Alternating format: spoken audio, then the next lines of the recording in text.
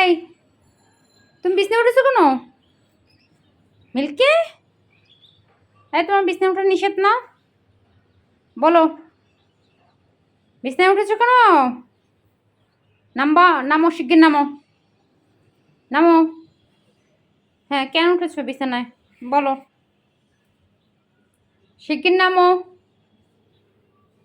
বালিশের কোল বালিশের কাবারটা কাইটা কুটি কুটি করছো। কোল বালিশের কাবারটা কেটে কুটি কুটি করছো। এই আমার কথা শুনো,